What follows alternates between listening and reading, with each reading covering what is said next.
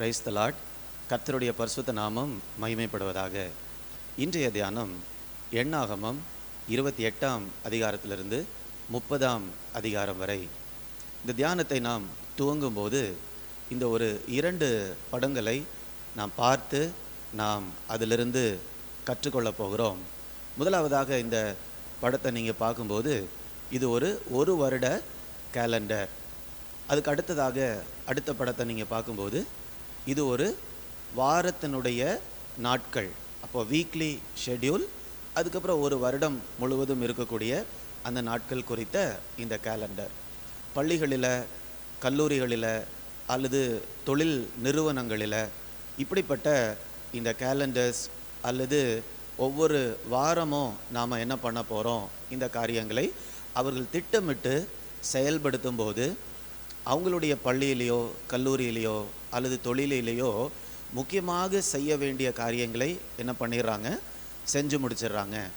ஏதோ ஒரு சில காரியங்கள் செய்து முடிக்கவில்லை என்றாலும் முக்கியமாக தேவையான காரியங்களை செய்து முடித்து விடுகிறார்கள். நாம் வேதத்தில் தேவனை குறித்து பார்க்கும்போது தேவனும் திட்டமிட்டு செயல்படக்கூடிய தேவனாக இருக்கிறார். ரோமர் 8ஆம் அதிகாரம் 29ஆம் வசனத்தை நான் வாசித்து பார்க்கும்போது, எவரை முன்குறித்தாரோ அவர்களை அழைத்தும் இருக்கிறார். இப்போ இந்த வார்த்தை சொல்லுகிறது, ஆண்டவர் முன்னால் குறிக்கிறார். அவர் குறிக்கிற காரியங்களை அவர் செய்து முடிக்கிறார். இன்னைக்குள்ள தியானத்தில் உள்ள 3 அதிகாரங்களை நாம் படிக்கும்போது கூட தேவன் எப்படி அவர் திட்டமிட்டு காரியங்களை செய்கிறது போல அவருடைய ஜனங்களையும் திட்டம் செய்து முக்கியமான காரியங்களை தவற விட்டுவிடாதபடிக்கு செயல்படுத்துவதற்கு பழக்குவிக்கக்கூடிய தேவனாக இருக்கிறார். இந்த 28ஆம் அதிகாரத்தை நான் வாசிக்கும்போது அதில் முதல் வசனம், அதில் ஒரு வார்த்தை குறித்த காலத்தில். அப்போது எல்லா காரியங்களையும் நீங்கள் எப்போ பண்ணணும், குறித்த காலத்தில் நீங்கள் செய்ய வேண்டும். நிறைய வசனங்களில் இருக்கக்கூடிய ஒவ்வொரு வார்த்தைகளாக உங்களுக்கு நான் சுட்டி காட்ட போகிறேன். 3ஆம் வசனத்தில் நாள்தோறும் என்ற வார்த்தையை உங்களால் பார்க்க முடியும். 4ஆம் வசனத்தில் காலையில், அதுக்கு அடுத்தது மாலையில் இந்த வார்த்தையை உங்களால் பார்க்க முடியும். 10ஆம் வசனம் நித்தமும், அப்படின்னா டெய்லி, ஒவ்வொரு நாளும். அடுத்தது 11ஆம் வசனம் இப்படி ஆரம்பிக்கிறது, உங்கள் மாத பிறப்புகளில், அப்படின்னா 1ஆம் தேதி என்ன பண்ண வேண்டும். அதை தொடர்ந்து 14ஆம் வசனத்தில் நீங்கள் படிக்கலாம், 16ஆம் வசனத்தில் நீங்கள் படிக்கலாம், 1ஆம் மாதம், 18ஆம் வசனம், 1ஆம் நாளில். இப்படியாக நீங்கள் படித்து கொண்டே இருக்கும்போது ஒவ்வொரு நாளிலும் அவர்கள் என்ன காரியங்களை செய்ய வேண்டும் என்று தேவனே அவர்களுக்கு சொல்லிக் கொடுக்கிறார். அடுத்த அதிகாரம் 29ஆம் அதிகாரத்தை நம்ம பார்க்கும்போதும் 6ஆம் வசனத்தில் தினம்தோறும், 7ஆம் வசனம் 7ஆம் மாதம் 10ஆம் தேதி.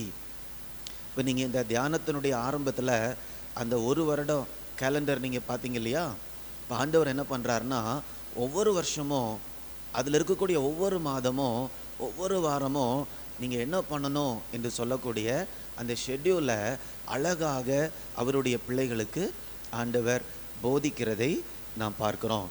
நம்மளுடைய வாழ்க்கையிலும் கூட ஆண்டவர் முதன்மைப்படுத்தி இருக்கக்கூடிய காரியங்களை நாமும் கூட திட்டம் பண்ணவில்லை என்றால் அந்த காரியங்களை நாம் என்ன பண்ணிடுவோம், செய்ய மறந்து போவோம், அல்லது அதை செய்வதற்கு நேரம் கிடைக்காது. முக்கியமில்லாத காரியங்களை செய்வோம், முக்கியமான காரியங்கள், நித்தியமாக நிலைக்கக்கூடிய காரியங்களை செய்வதற்கு நமக்கு நேரம் இல்லாமலேயே போய்விடும். இந்த 2 அதிகாரங்களை நாம் பார்க்கும்போது எந்தெந்த காரியங்களை ஆண்டவர் முக்கியப்படுத்தி இருக்கிறார் என்று பார்க்கும்போது, முதலாவதாக பலிகளை ஆண்டவர் முக்கியப்படுத்தி இருக்கிறார். இந்த நாளில் இந்த பலி செலுத்தணும், இந்த மாதத்தில் இந்த பலி செலுத்த வேண்டும். அதுக்கு அடுத்தது பண்டிகைகளை ஆண்டவர் முக்கியப்படுத்தி இருக்கிறார். இந்த மாதத்தில் இந்த பண்டிகை கொண்டாடணும், இந்த மாதத்தில் இந்த தேதியில் இந்த பண்டிகை நீங்கள் கொண்டாடணும். கொஞ்ச நாளைக்கு முன்னால் பரிசுத்தமும் சந்தோஷமும் என்ற தலைப்பில் நம்ம பார்த்த வீடியோவில் கூட அந்த பண்டிகைகளுடைய முக்கியத்துவங்கள் இவைகளை நம்மால் பார்க்க முடியும். அடுத்தபடியாக ஆண்டவர் கூடுகைகளை முக்கியப்படுத்தி இருக்கிறார். கர்த்தர் இந்த அதிகாரத்தில் சொல்லக்கூடிய காரியம் என்னன்னா, நீங்கள் எதை செய்ய மறந்தாலும் சரி, உங்கள் கூடுகைகளை என்ன பண்ணிடாதுங்க, நீங்கள் செய்ய மறந்துடாதுங்க. பண்டிகைகளை ஆசரிக்க மறந்துடாதுங்க. பலிகளை செலுத்த மறந்துடாதுங்க. இந்த காரியங்களை தான் ஆண்டவர் முக்கியப்படுத்துகிறார். நீங்கள் கானானுக்கு போன பிறகு உங்கள் கேலண்டரில் அல்லது வார கேலண்டரில், மாத கேலண்டரில், வருட கேலண்டரில் இது இவெல்லாம் இல்லாமல் போய்விடக்கூடாது என்று தேவன் சொல்லுகிறதை பார்க்கிறோம். கடந்த ஞாயிற்றுக்கிழமை சபையில் உள்ள செய்தியில் கூட இந்த காரியத்தை நான் பேசினேன். புதிய ஏற்பாட்டு நாட்களில் இருக்கக்கூடிய நமக்கு ஆண்டவர் வைத்திருக்கக்கூடிய பலிகள் என்ன என்று சொல்லி நம்ம ஒரு 6 பலிகளை குறித்து நாம் தியானித்தோம். அதை நான் உங்களுக்கு இந்த நேரத்தில் ஞாபகப்படுத்த விரும்புகிறேன். முதலாவதாக நம்முடைய சரீரத்தை ஜீவ பலியாக நம்ம கொடுக்குறோம். இரண்டாவதாக நம்முடைய இருதயத்தை ஆண்டவருக்கு கொடுக்குறோம். மகனே, உன் இருதயத்தை எனக்கு தா. மூன்றாவதாக நம்முடைய காணிக்கைகள் ஆண்டவருக்கு முன்பதாக உகந்த பலிகளாக இருக்கின்றது. அதுக்கு அடுத்தது நன்மை செய்வதும் தான தர்மம் செய்வதும் ஆண்டவருடைய சமூகத்தில் பலியாக இருக்கிறது. அடுத்தபடியாக ஆத்துமாக்களுக்கு அடுத்த காரியங்களில் நம்ம ஈடுபடும் பொழுது, ஊழிய காரியங்களில் நம்முடைய நேரத்தை நாம் கொடுக்கும்போது அல்லது நம்முடைய பொருட்களை கொடுக்கும்போது ஆண்டவருடைய சமூகத்தில் அது உகந்த பலியாக மாறுகிறது. கடைசியாக நம்ம பார்த்தது துதி பலிகள். ஸோ அப்போ இந்த இடத்துல கூட ஆண்டவர் பலிகளை முதன்மைப்படுத்தி இருக்கிறார், பண்டிகைகளை முதன்மைப்படுத்தி இருக்கிறார். இன்றைக்கும் கூட நமக்கு சபையில் நமக்கு வார கூடுகைகள் உண்டு, பண்டிகைகள் உண்டு. ஆண்டவர் இந்த காரியங்களை எல்லாம் முதன்மைப்படுத்தி செய்வதற்காக நம்மை அவர் ஊக்கப்படுத்துகிறார். ஆதி அப்போஸ்தல நாட்களில் அவங்க எப்பப்பெல்லாம் ஆசரித்தார்கள் தெரியுமா? அப்போஸ்தல நடபடிகள் 2ஆம் அதிகாரம் 46ஆம் வசனத்தை படித்து பார்க்கும்போது, அவர்கள் ஒருமனப்பட்டவர்களாக அனுதினமும் தரித்திருந்து, தேவாலயத்தில் அனுதினமும் தரித்திருந்து என்ன பண்ணாங்களாமா? 42ஆம் வசனத்தில் அப்பம் பிட்குதல், ஜபிக்கிறது, தேவ வசனத்தை படிக்கிறது, இதில் அனுதினமும் தேவாலயத்தில் வந்து என்ன பண்ணாங்களாமா? அவங்க தரித்திருந்தாங்களாமா. அப்படின்னா என்ன அர்த்தம்? தங்களுடைய ஆவிக்குரிய வாழ்க்கையை அப்போஸ்தல நாட்களில் முதல் தலைமுறையில் அவர்கள் முதன்மைப்படுத்தினார்களாமா. ஏதோ ஒரு விதத்தில் அவர்கள் சபையோடு ஆவிக்குரிய தொடர்பு ஒவ்வொரு நாளும் அவர்கள் ஏற்படுத்தினார்கள் என்று நாம் பார்க்கிறோம். நம்முடைய வாழ்க்கையிலும் கூட ஆண்டவர் முதன்மையாக வைத்திருக்கக்கூடிய காரியங்கள், ஆவிக்குரிய காரியங்கள் நாம் திட்டமிட்டு செயல்படுத்தவில்லை என்றால் அவைகளை நாம் செய்வதற்கு மறந்து போவோம். அப்புறம் 1 மாதம் தாண்டின பிறகு, 1 வருடம் தாண்டின பிறகு, ஆண்டவர் முக்கியமாக செய்ய சொன்ன காரியம் எதையுமே நான் செய்யலையே என்று நாம் வருத்தப்படுவோம். வருடங்கள் உருண்டோடி கொண்டே இருக்கும்.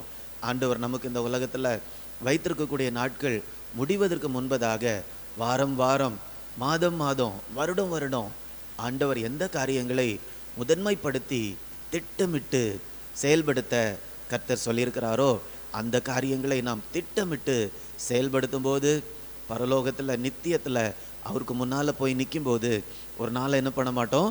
வெட்கப்பட மாட்டோம். ஏன்னா ஆண்டவர் செய்ய சொன்ன காரியத்தை அவருடைய கிருபையினால் செய்து முடிக்கும்போது மிக மகிழ்ச்சியோடு அவருடைய பிரசன்னத்தில் நாம் காணப்படுவோம். அப்படிப்பட்ட ஒரு வாஞ்சையையும் அப்படி திட்டமிட்டு செயல்படுத்தக்கூடிய ஒரு கிருபையையும் கர்த்தர் நமக்கு தரும்படியாக நம்ம ஜெபிக்கலாமா? அன்பின் பரலோக பிதாவே, இந்த நேரத்தில் கூட நாங்கள் ஆராதிக்கக்கூடிய தேவன் திட்டமிட்டு செயல்படக்கூடிய தேவனாக இருக்கிறீர் என்று நாங்கள் பார்க்கிறோம். உம்முடைய பிள்ளைகளுக்கும் அதைத்தான் ஆண்டவர் கற்றுக் கொடுத்தீங்க. ஒவ்வொரு வருடமும் முதன்மையான காரியங்களை அவர்கள் விட்டு விடக்கூடாது என்று சொல்லி ஆண்டவர் அவர்களை சரியாக நீங்கள் ஆலோசனை கொடுத்து நடத்துனீங்க. இந்த நாட்களிலும் கூட நாங்கள் முக்கியமான காரியங்களை செய்ய மறந்து விடாதபடிக்கு அவைகளை எங்களுடைய வாழ்க்கையில் ஒன்றிணைத்து நாங்கள் செயல்படுத்த ஆண்டவர் கிருபை தரும்படியாய் நாங்கள் ஜெபிக்கிறோம். எங்கள் மாத கேலண்டரில், ஆண்டவரே வார கேலண்டரில் ஆண்டவர் செய்ய சொன்ன முக்கியமான காரியங்களை நாங்கள் எழுதி வைத்து சரியாக அந்த காரியங்களை நாங்கள் செய்து முடிக்க ஆண்டவர் எங்களை ஒவ்வொருவருக்கும் கிருபை தரும்படியாய் ஜெபிக்கிறேனப்பா. ஆண்டவர் அப்படி செய்து எங்களை ஒவ்வொருவரையும் இந்த நேரத்தில் ஆசிர்வதித்தபடியால் உமக்கு நன்றி. மீட்பர் இயேசுவின் மூலம் பிதாவே. ஆமேன், ஆமேன். God bless you. God bless you.